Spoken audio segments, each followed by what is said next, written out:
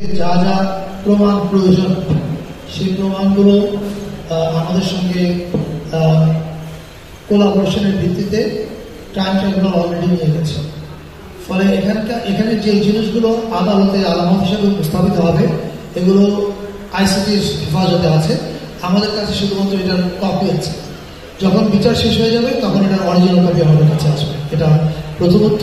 আর দ্বিতীয়ত, আপনি ঠিকই বলেছেন, এই বাড়িতে বসে খুনের পরিকল্পনা হয়েছে। এই বাড়ির যে অফিস রুমটা আছে ওই অফিস রুমে গেলে মানে আপনাদের গা ছমছম করবে যখন আপনি জানবেন।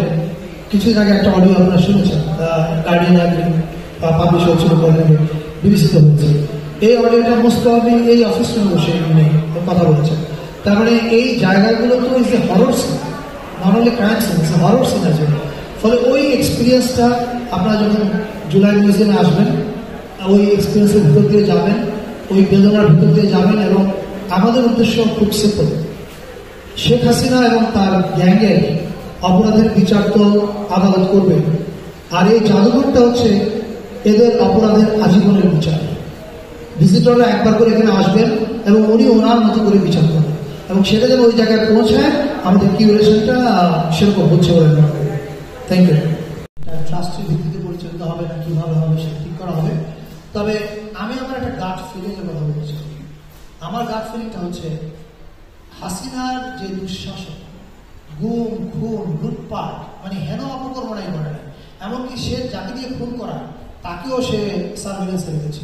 এবং আপনারা জানেন কিছুদিন আগে আমাদের এই গণভবনে কাগজটা অভিনয় হয়েছে, আমরা এটা দিয়েছি গুম কমিশন এবং আইসিটিকে। সেখানে একজন দায়িত্বপ্রাপ্ত অফিসার আকুতি জানাচ্ছে যে তার পক্ষে আর গুম করা সম্ভব না। মানে আপনি বুঝতে পারেন যে কি পরিমাণ ট্রমা সে তার বাহিনীকেও দিয়েছে। এই সমস্ত জিনিস এখানে থাকবে। এখন আমি মনে করি বাংলাদেশের ডিসাইডেড যে হাসিনার এই অপকর্ম একদিকে আর সারা বাংলাদেশে আরেকদিকে।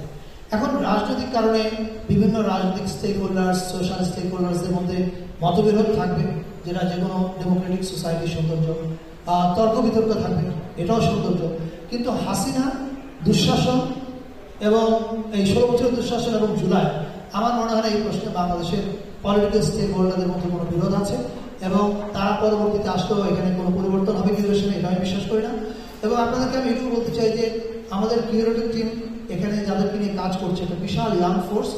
এখানে কোনো একটা নির্দিষ্ট দলের লোক, সকল দলের মানুষজন এখানে কাজ করছে।